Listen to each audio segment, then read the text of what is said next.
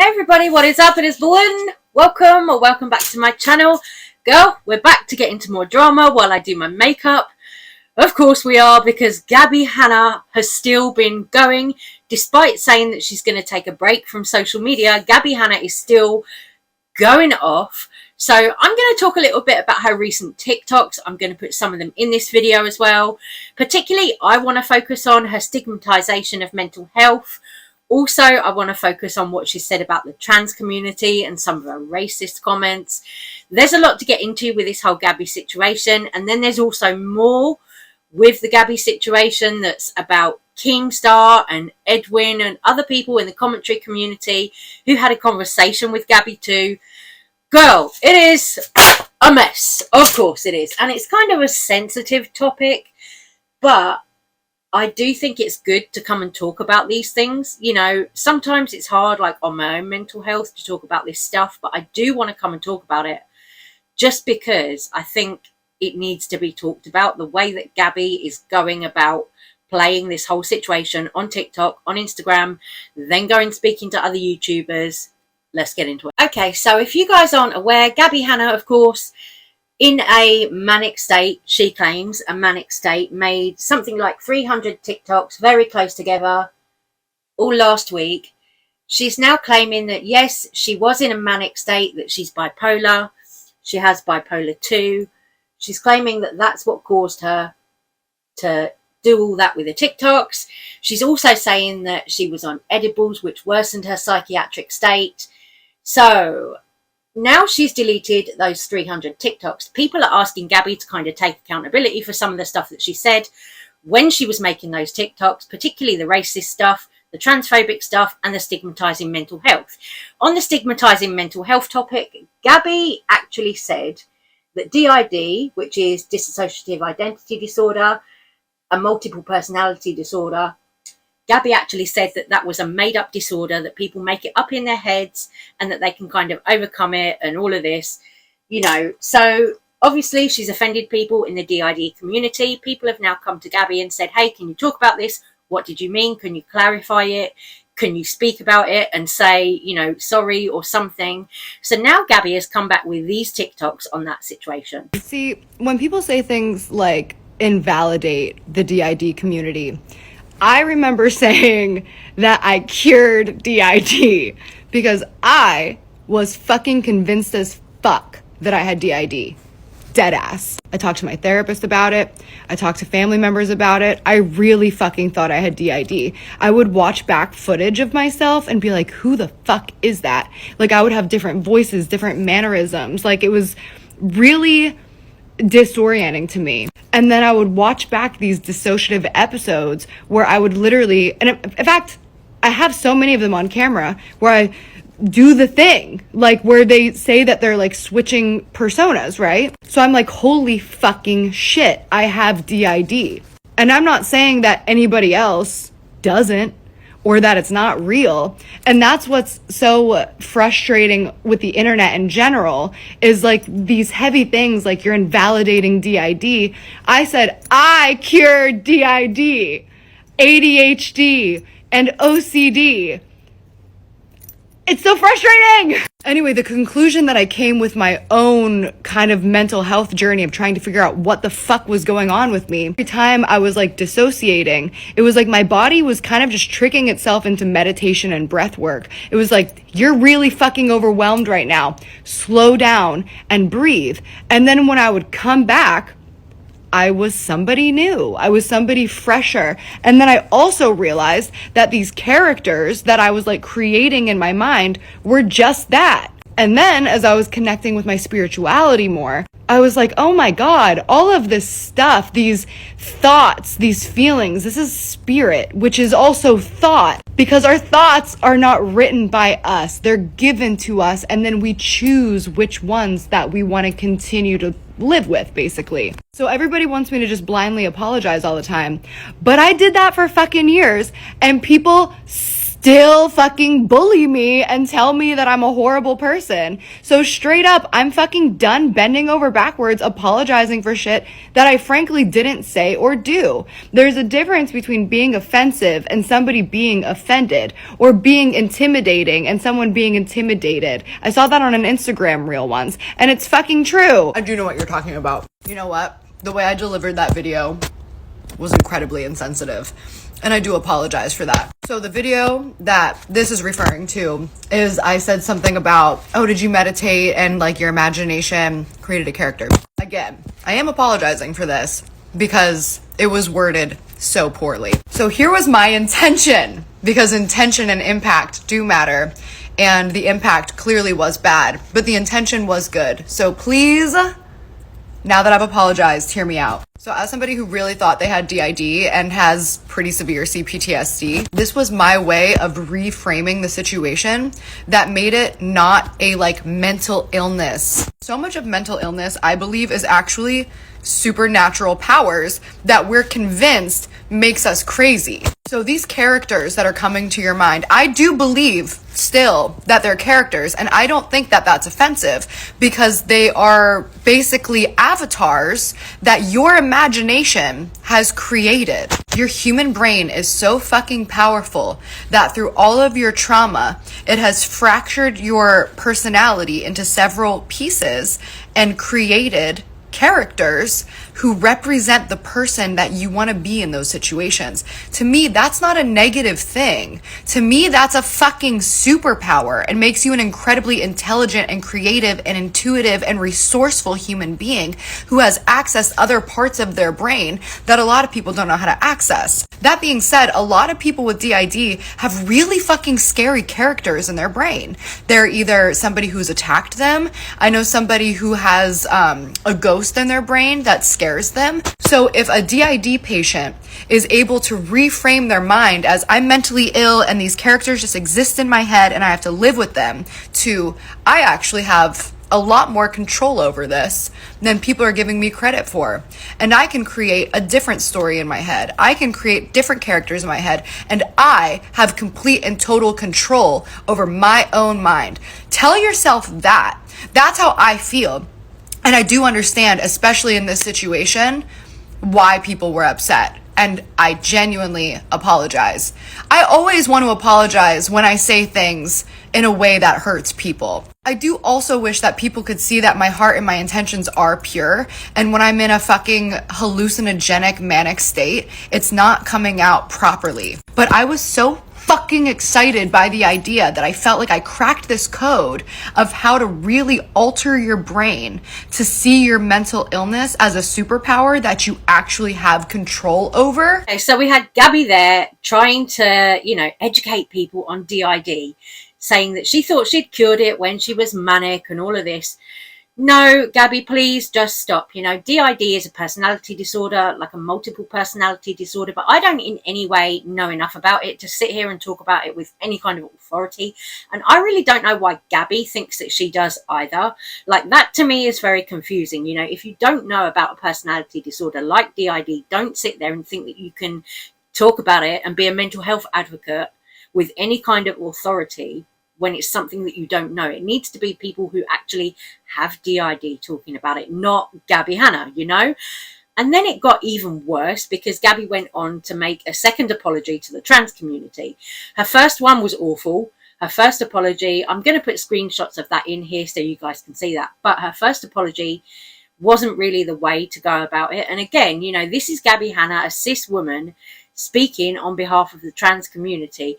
Yeah, okay, we always want people to be allies for the trans community and all of that, but Gabbie is not educated enough to talk about the trans community and their struggles, in my mind.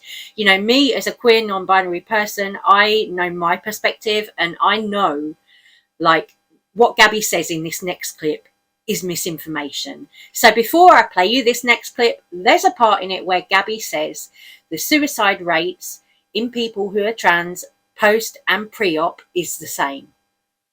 It's not. It's really not, because I know from looking at the facts, the figures, I know that pre-op trans people are less likely to unalive themselves than people who haven't transitioned yet. And Gabbie is here in this clip trying to give her unwanted opinion on it, and it's just misinformation, and that is really dangerous. There is one more thing I would like to say to the trans community. I posted a video where I expanded a bit on what I meant to say and very poorly misfired. But first of all, I want to say sorry for the way that fucking came out of my mouth. Now that I've apologized, can I please explain to you what I meant? So what I said was, to my trans babies, mama loves you, you're just confused. So I don't know what this is about me, but I get really hung up on words and their definitions and their technical applications. So I'm not gay or trans, but I have a lot of LGBTQIA plus friends. I've also heard a lot of their stories, and most of them start with like, ever since I was a little girl or a little boy, I was just so confused, or I didn't understand why as a little girl I related so much to the little boys, or why I was so attracted to other girls instead of the boys like I'm supposed to be, or vice versa. Whenever people are questioning and first exploring their sexuality or their gender identity as somebody who isn't born cis and straight, it starts with confusion, because the standard default that's put on us is boys like girls and girls like boys. So to me, confusion is not a bad thing. It's just what it is at the beginning of the journey, I guess. And the confusion is justified because for centuries and centuries and centuries, society has built a gender binary based on the fact that there's two sexes. Outside of the small percentage of people who are intersex, you're born male or you're born female. That DNA does go down to your bones. That being said, that doesn't say anything about your interests, the way you dress, the way you express yourself, what you call yourself, literally anything except for the genitalia that you were born with. What I care deeply about, is the suicide rates between LGBTQIA youth, specifically of color, and also the homelessness. And the current treatment that we have is not helping the suicide rates pre and post transition. That's a fucking issue. I care a lot about mental health, and I care a lot about suicide. And currently, the conversation surrounding this is not really helping the problem. So I'm sorry that I said that you were confused. That's not how I meant it, I swear. And I just want you to know that I fucking really fucking passionately care. And if I could instill confidence and self-love to the deepest fucking center of your core, that's what I would love. So there were a few points in there from Gabbie that I did agree with in that clip. Okay, the confusion. People talk about being confused when they're not sure, like if they're trans, if they're in the right physical body or not, if they're experiencing dysphoria. People talk about being confused. That is something that I can agree with. Okay, I'll give you that one, Gabbie, fair enough. And, you know, wanting to kind of instill self-love in people, that's all well and good. That's all fine. But if you were wanting to instill self-love in people, then how come you were being racist about black people, black women, saying that black men leave their wives to care for the kids? You know what I mean? How come you were being stereotypical about black people, saying that black people are told to keep their faith, and kind of making all these sweeping generalizations about people when you don't really know the facts, you know? So I'm like, Gabbie, just stop talking about these topics at this point. You're doing more damage than good. Just please stop. Then Gabbie went on and spoke to Edwin Costa, I believe, on his stream last night. She spoke to Edwin Costa, Keemstar, Salvo, some other YouTubers. I'm like, girl, where does this end? Because now you've got other YouTubers like Keemstar who are sticking up for Hanna. Gabbie is basically saying that she thinks that she's owed an apology from Ethan Klein. She kind of accepted an apology from Trisha Paytas, which I'm like, girl. So I got this receipt from Spill Some Tea With Me, the Instagram account, and they're really good. They get like a lot of the latest drama on that account. So I got this clip from them. I sat and listened to it, and I was like, okay, well, I agree with Gabbie on the points about Ethan and Trisha on the Frenemies podcast about the way that they went after people. Like, I agree with Gabbie about that. And then also, they were talking about the fact that Ethan Klein last year wanted to give Gabbie Hanna an award for the best mental breakdown, which that is disgusting. You know, that is disgusting behavior. Like, to take a mental breakdown and make it something where you're going, oh yeah, let's give this person an award for the best mental breakdown. Like, when you're talking about somebody else, that is really shitty. That's a really shitty thing to do. Like, for me, I can have a laugh and a joke about like my own psychotic break, but I wouldn't laugh at somebody else because I know that that person feels embarrassed or whatever about things that they've said. And I think when we're having a conversation about mental health, if we want to talk about changing people's attitudes, if we want to talk about destigmatizing mental health, then that is quite an important point to me. Saw your tweets about Ethan Klein this afternoon. What kind of sparked that outrage? I think I was responding to someone. I did delete them because I'm trying to live my life in peace. And sometimes I'm a fucking menace, especially now that I'm not smoking weed. But my problem with Ethan Klein is and by the way, I've also, in my heart, already forgiven Trisha Paytas. I prayed for her last summer, and then very shortly after, she deleted all of her videos about me and everybody else and offered a general apology.